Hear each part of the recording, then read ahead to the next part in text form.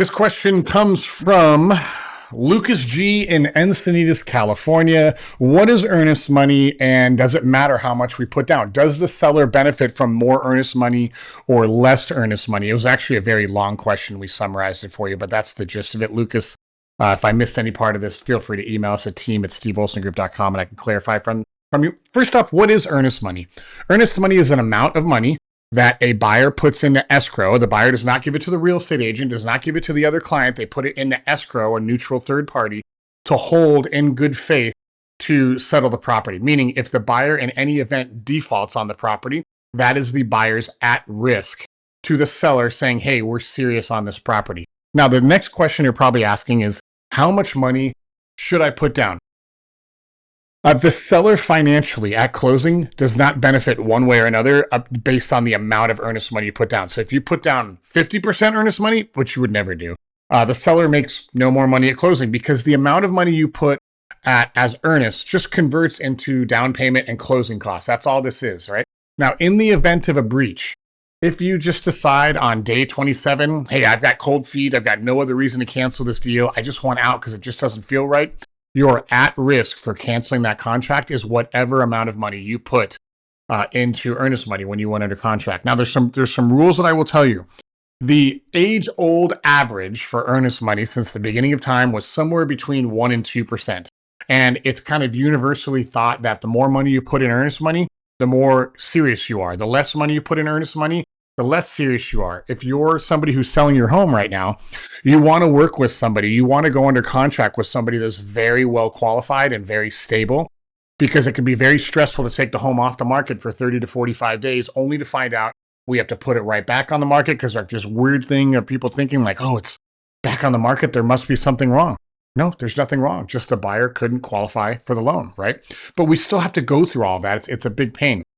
So 1% to 2% would be average. 3% would really show that you're serious about the property. And between you and I, if I was working with you specifically as the buyer, the max I would put down would be 3% because in California, that's the limit of liquidated damages based on the contract. Meaning if something were to go wrong and the court says, hey, we're going to award liquidated damages, the most they're going to be able to award back is 3% based on the contract. Now, if you put 5% down as earnest money, that's fine. And let's say you go to arbitration and they say liquid damages are 3%. The seller keeps 3% and refunds the other 2% back to you. But that's still something that we have to like go out there and track. We need to go ask for the money and make sure it's delivered in a timely manner. Like there's a lot of things that need to happen, right? Now, keep in mind that 5% is held in escrow. It's not held by the listing agent. It's not held by the buyer's agent. It's definitely not held by the seller. So it's not something that we necessarily have to beg to get back. It is another thing that we have to do. So my recommendation to you, assuming your terms are favorable, pricing is favorable, and your lending is solid, the most amount that I would offer, Lucas, would be 3% of the purchase price. Financially, there's really not a gain to the seller to do whatsoever. We have seen contracts come through on some of our listings with like flat fee earnest monies like $2,000 or $5,000 or they really don't make sense. It's just a small nominal amount. I suppose if I was a buyer or maybe an investor, I would want that number as low as possible so that I could go as fast as possible and try to acquire as many homes as I could. From a seller perspective, I think if the number is really low, then it's really easy for the other person not to take the closing very serious because their at risk is really small. So I would be looking somewhere around on the low end would be 1%, average would be 1.5%, 2%. The highest I would go would be 3%. So think of that as $30,000 every million you're purchasing in California. If it's a $2 million home, a 3% earnest money is going to be $60,000. But keep in mind at closing, all of that money converts into the money you owe at the closing table, which would be closing costs, points to a lender, down payment, all of that stuff. And it's just money in versus money out. It's basic accounting. The max I would go would be 3%. Average would be 1% to 2%. I would not let this overwhelm you. I would not get stressed out about it, like meaning, oh, my money's at risk, I should get nervous. The most important part that you can do is two things. And I'll leave you with this. Number one, work with an agent that knows exactly what they're doing, right? They've done this before. They're in the market, they're an expert. And number two, take the time and literally read the contract. If you don't want to read the contract, that would be a mistake just between you and I. I would always read everything that I sign. If you don't want to read the contract, or once you've read the contract, take the PDF, upload it to ChatGPT and say, ChatGPT, I am the buyer of this home. Please let me know every single deadline I have based on this contract. And you'd be shocked at what it comes back at, right?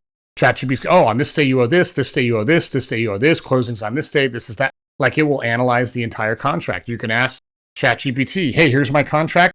What is every way I can get out of this contract and still get my earnest money refunded? ChatGPT is going to go, and it's going to give you every single thing.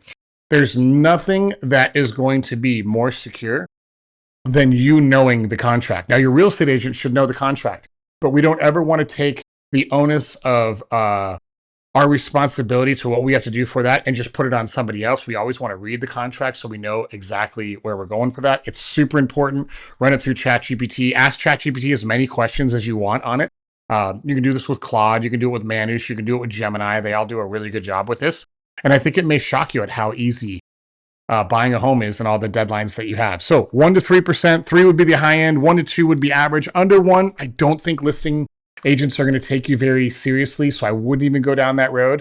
If you can't afford 1 to 3%, then they're probably going to doubt your ability to come to the table with the down payment you need for all of that stuff. So kind of keep that in mind. Again, if you're working with a really good agent that's done this for a long time, they can kind of tell you what those market dynamics are locally, but definitely in Southern California, it's 1 to 3%.